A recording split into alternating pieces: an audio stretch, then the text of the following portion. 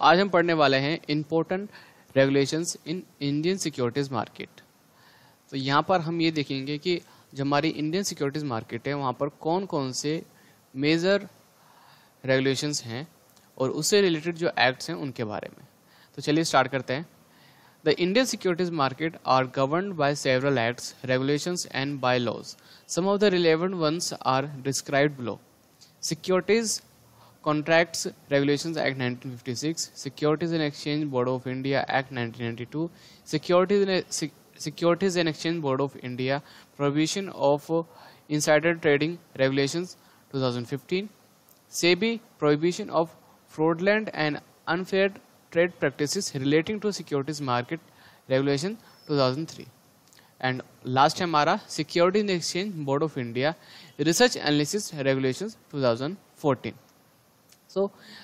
इन सारे एक्ट्स को हम कवर करने वाले हैं इस टॉपिक में।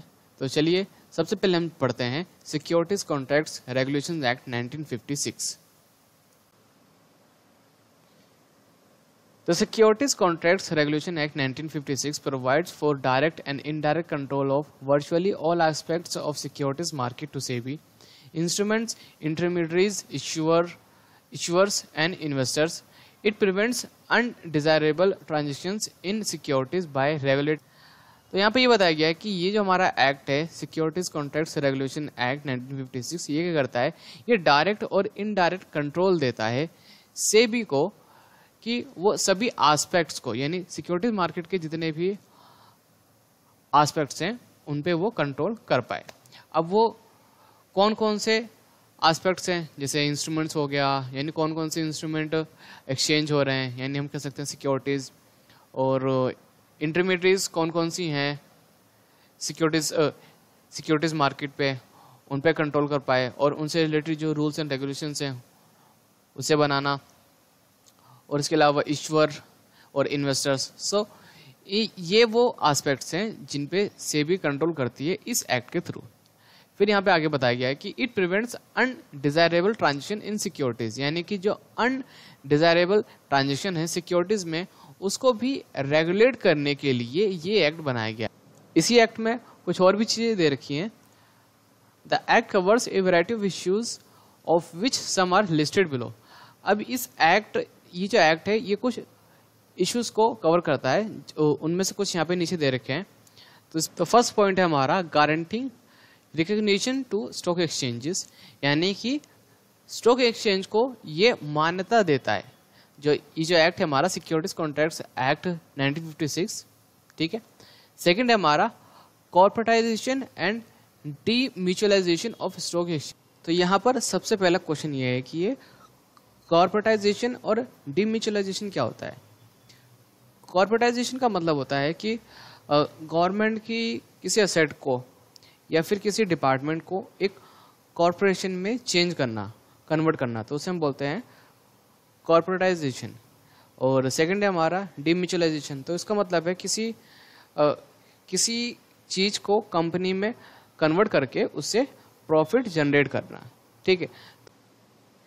तो यहाँ पे हम ये कह सकते हैं कि स्टॉक एक्सचेंज को कॉर्पोरेट में चेंज करके या फिर उसके कुछ असेट्स को कॉर्पोरेटाइज करके, ठीक है, उससे प्रॉफिट जनरेट किया जाता है, और उससे रिलेटेड जो भी इश्यूज होते हैं वो सिक्योरिटीज कॉन्ट्रैक्ट्स रेगुलेशन एक्ट 1956 के तहत ही रेगुलेट किए जाते हैं।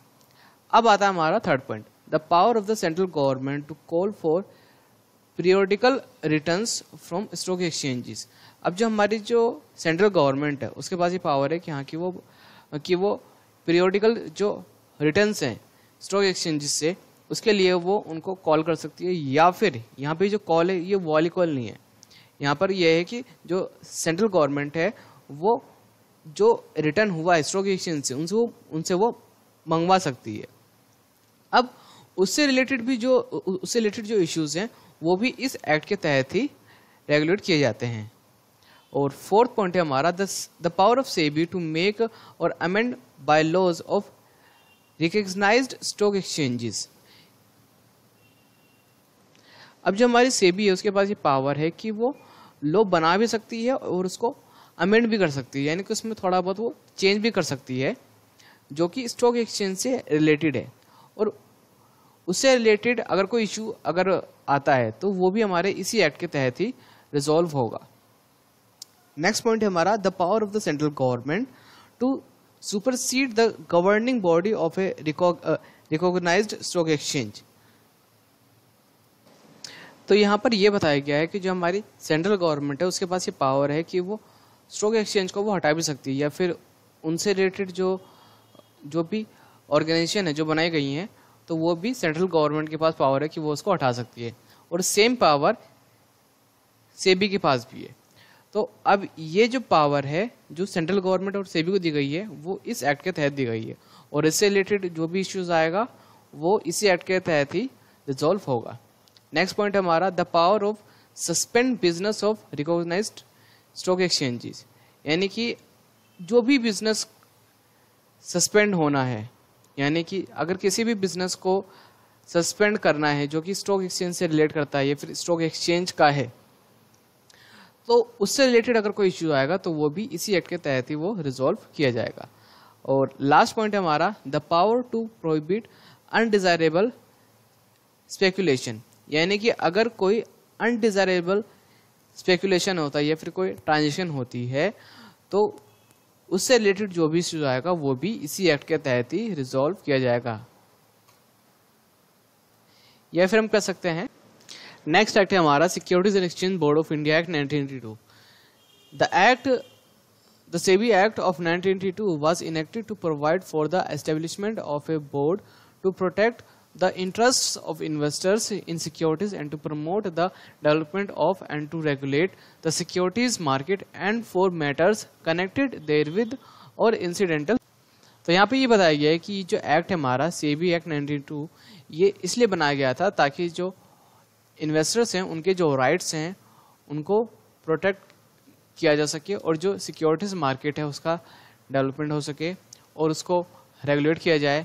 सो इनसे रिलेटेड जितने भी मैटर्स हैं वो इसी एक्ट के तहत ही रिजॉल्व किए जाते हैं। The SEBI Act in broader sense performs the functions as stated in the above para. However, without any prejudice to generality, the Act also provides the following measures. Section 11 subsection 1 of the SEBI Act 1992 lays down that subject to the provisions of the SEBI Act 1992, it shall be the duty of the board to protect the interests of investors in securities and to promote the development of and to regulate the securities market by such measures as it thinks fit। तो चलिए अब हम further section 11 subsection 2 lays down that the measures that SEBI could adopt they may include the following। अब यहाँ पे हमें ये बताया कि कुछ मेथड हैं या फिर कुछ तरीके हैं जो कि सेबी अडॉप्ट कर सकती है, और वो इनमें से एक हो सकता है। अब वो यहाँ पे दे रखे हैं तो चलिए पढ़ते हैं। तो फर्स्ट है हमारा to regulate the business in stock exchanges and any other securities markets.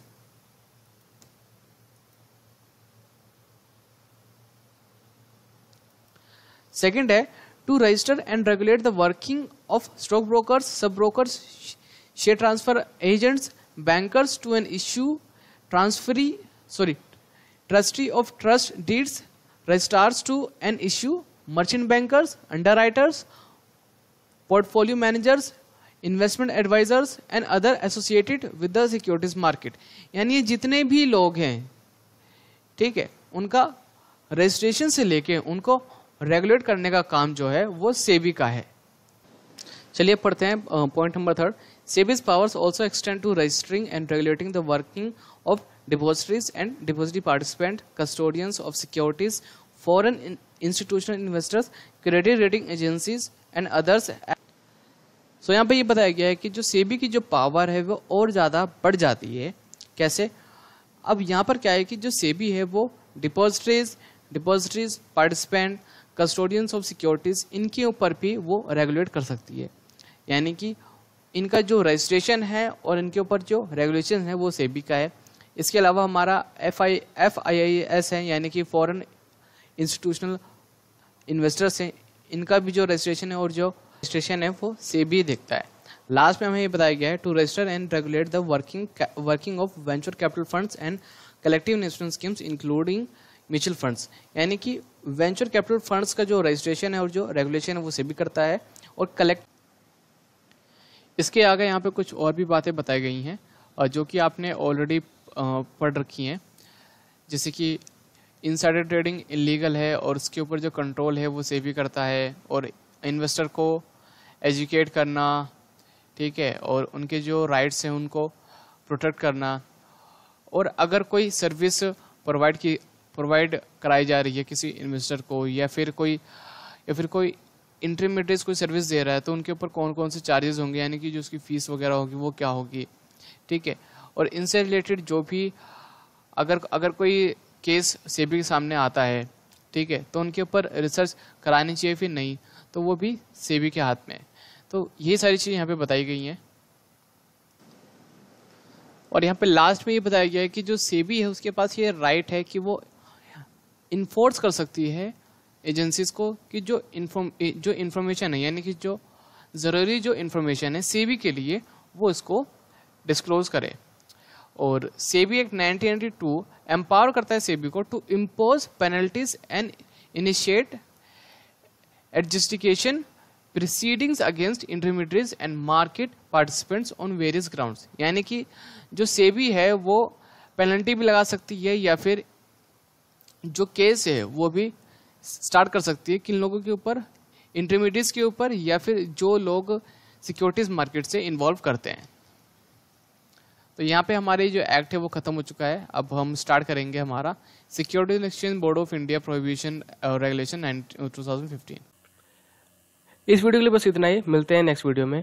इस वीडियो से रिलेटेड अगर आपका कोई क्वेश्चन है तो आप हमें व्हाट्सअप कर सकते हैं, या फिर आप हमें मेल कर सकते हैं, या फिर आप कमेंट बॉक्स में कमेंट करके हमें बता सकते हैं।